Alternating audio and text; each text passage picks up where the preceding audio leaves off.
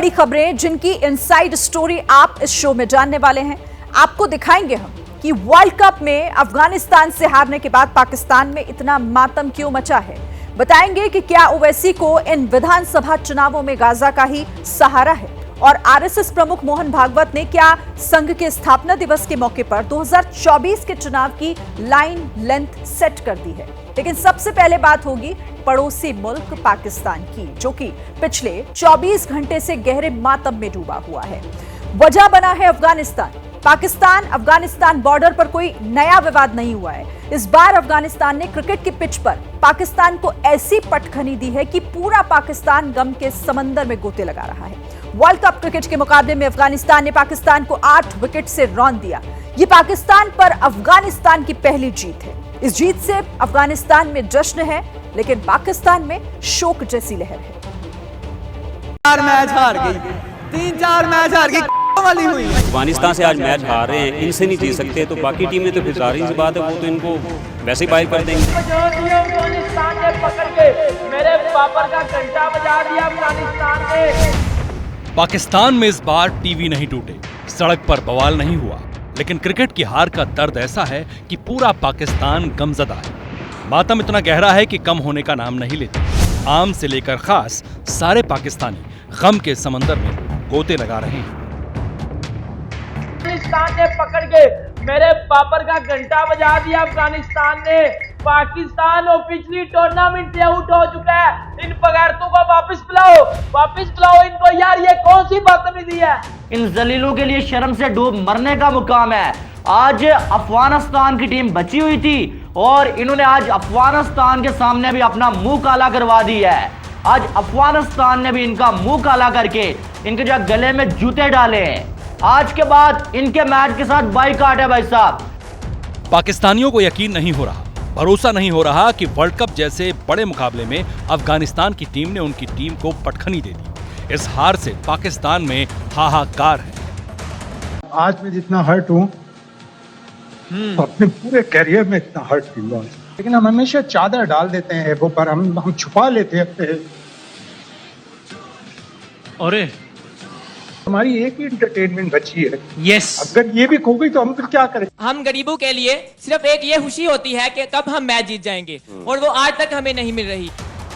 आंसू, गम और गुस्सा आखिर क्यों ना हो, जिन्ना लैंड बदहाली में डूबा है। आवाम को 2 जून की रोटी बमुश्किल मिल रही है। ऐसे में क्रिकेट ही है जिसमें एक जीत पाकिस्तानियों के दुखों को रफू करने का काम कर देती।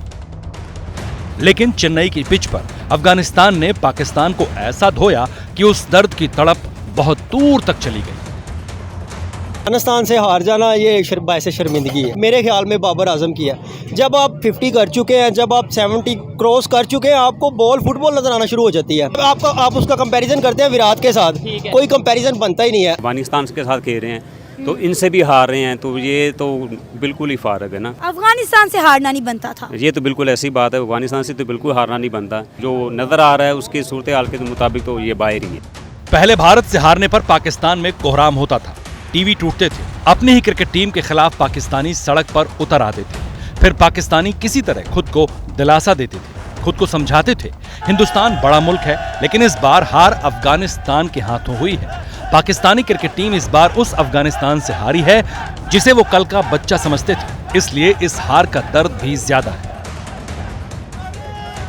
14 से 15 साल का बच्चा एक 50 साल के बंदे को हरा दे तो समझ नहीं आता। ये मतलब के बेईमान हो चुके हैं, इनको कोई तरीका नहीं है खेलने का। इनसे तो ये हमारे गली मोहल्ले के क्रिकेटर बहुत अच्छे खेल लेते हैं। अच्छा। तो मैं ये कहना चाहूँगा कि इनको पाकिस्तान वापस भेज दें। बिल्कुल बेकार हो चुके हैं, इनका कोई ये मतलब कि इनको सिर्फ ये है कि हमारी शादी हो जाए। अफगानिस्तान को खुद से छोटा समझने वाले पाकिस्तानियों के लिए ये हार जैसे मुंह पर करारा तमाचा है। पाकिस्तानियों को ये हार इसलिए भी रुला रही है क्योंकि आईसीसी रैंकिंग में पाकिस्तान क्रिकेट टीम दुनिया की नंबर 2 टीम है, वहीं अफगानिस्तान दुनिया की 9वें नंबर की क्रिकेट टीम है। पाकिस्तान ने अपना पहला वनडे 1973 में खेला था, जबकि अफगानिस्तान ने अपना पहला वनडे इंटरनेशनल मैच उसके 36 साल बाद यानी 2009 में खेला। पाकिस्तान ने 1992 में वनडे वर्ल्ड कप जीता, जबकि अफगानिस्तान अब तक कोई बड़ा टूर्नामेंट नहीं जीत पाया है। पाकिस्तान को 1952 में टेस्ट प्लेइंग नेशन का दर्जा मिला, जबकि अफगानिस्तान को 2018 में टेस्ट प्लेइंग नेशन का दर्जा मिला है। यानी क्रिकेट के हर मोर्चे पर पाकिस्तानियों को अफगानिस्तान पिछड़ा हुआ नजर आता है। ऐसी टीम से ऐसी शर्मनाक हार पाकिस्तानियों को जार जार रुला रही है। उनसे हार गए जिनको हमने क्रिकेट सिखाई है। वही आसरा मतलब कुछ सोच सकता था, ख्वाब में नहीं सोचा था यार कि अफगानिस्तान के साथ अफगानिस्तान हमारी इस तरीके से करके जाएगा। पाकिस्तान का दर्द अफगानिस्तान से आ रही जश्न की तस्वीरें भी बढ़ा रही हैं। तालिबान की कट्टरपंथी हुकूमत के चंगुल में फंसे आम अफगानियों को अरसे बाद जश्न मनाने की एक बड़ी वजह मिली।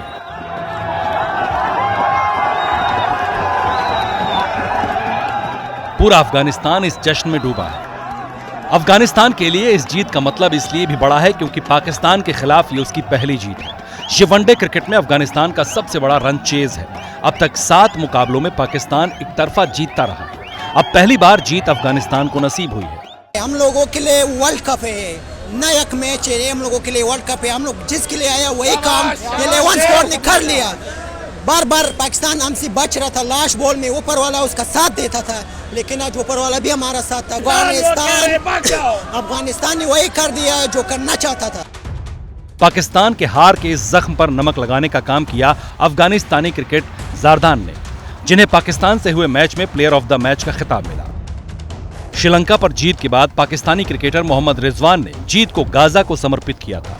वहीं अफगानिस्तान की जीत के हीरो रहे इब्राहिम ज़ारदान ने जीत को उन अफगानी शरणार्थियों के नाम समर्पित किया जिन्हें पाकिस्तान से निकाला जा रहा है।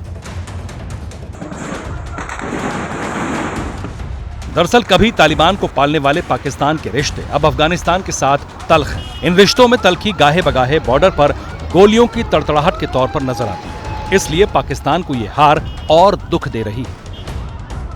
इंडिया को छोड़ो, ये खाली कप चाय कभी नहीं लेके जा सकते। ये वर्ल्ड कप तो दूर की बात। 3-4 मैच हार गई, कुत्ते वाली हुई है।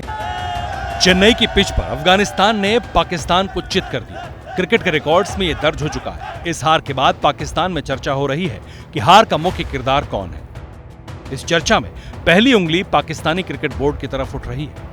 6 to 8 months रमीज के बाद चेयरमैन आए, 3 महीने 4 महीने वो आए। उन्होंने आते ही coaching staff straight way change किया। पाकिस्तानी जिसको 10 लाख रुपए महीना मिल रहा था सकलैन को और मोहम्मद यूसुफ को जो तनख्वाह थी उनकी वही मिली, एक्स्ट्रा पैसा कोई नहीं दिया।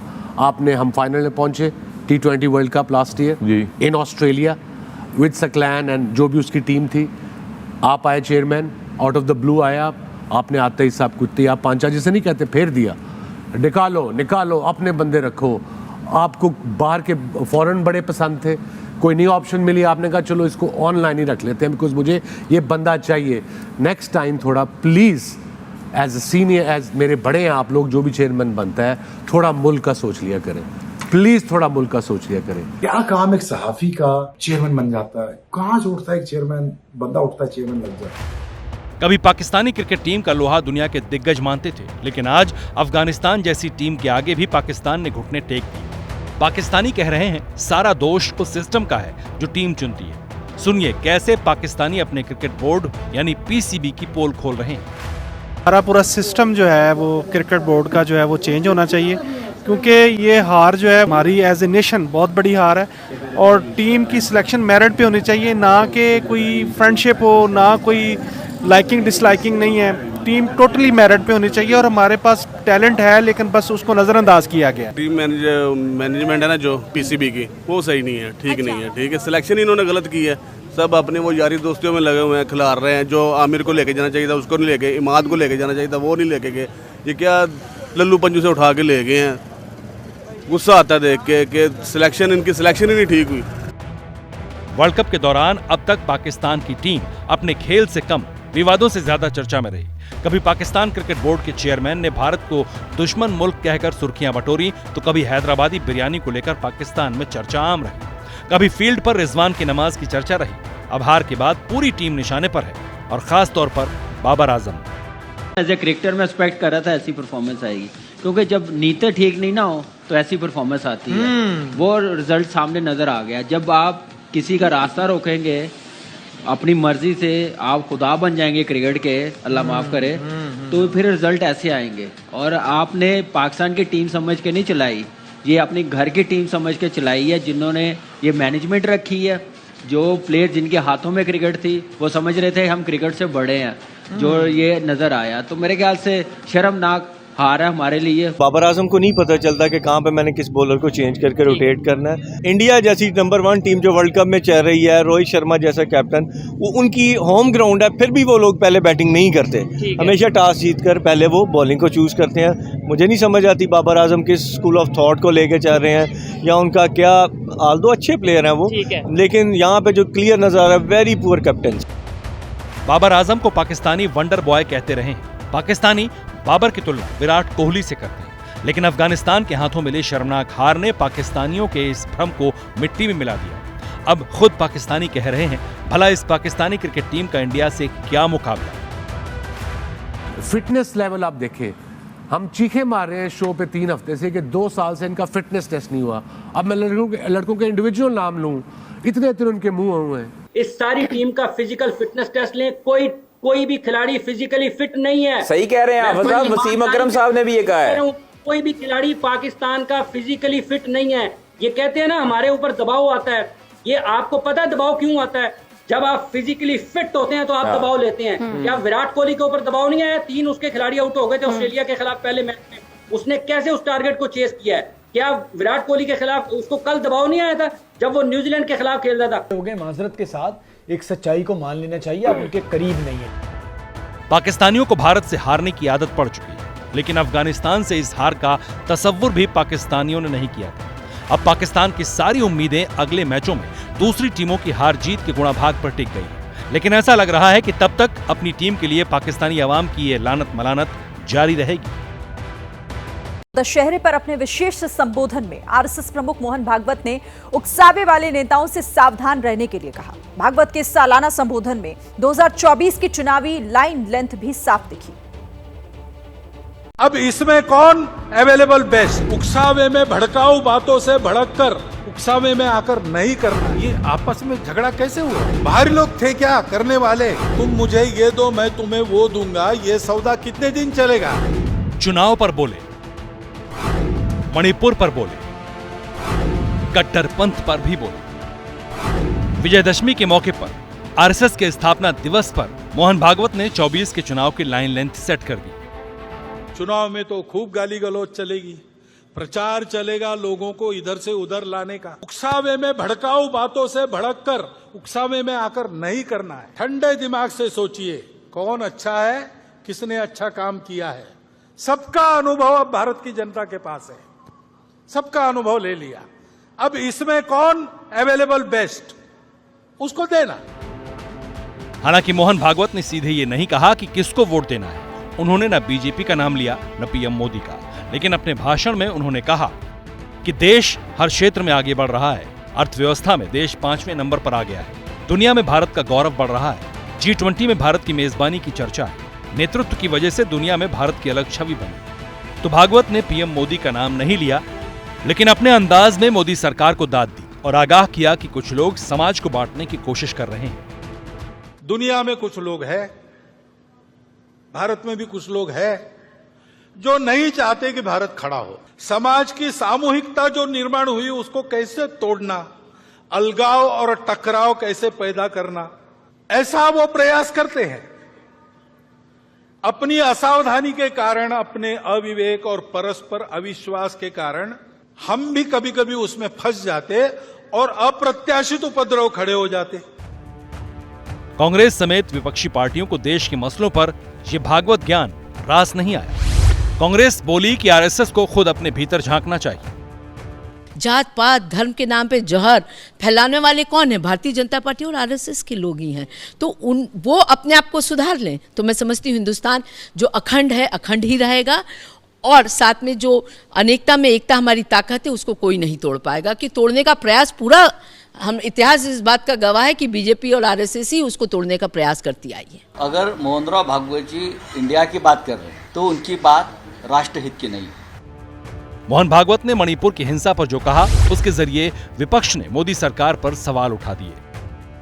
ये आपस में झगड़ा कैसे हुआ? बाहरी लोग थे क्या करने वाले? मजबूत सरकार है और तत्पर भी है। ये हिंसा भड़काने वाले लोग कौन थे? ये हम देखते हैं तो ध्यान में आता है कि इसमें ये हो नहीं रहा है। ये कराया जा रहा है। आज अगर उसमें सीमा पार करके कोई अंदर घुसकर आतंकवादी और बाहरी शक्तियां देश के अंदर दंगे करा रही हैं, सैकड़ों लोग मारे जा रहे हैं, तो फिर ये मोदी सरकार तो असफल हो गई।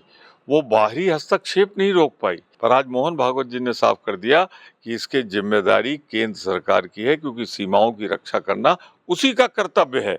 वो अपने कर्तव्य पूरी तरह असफल रही।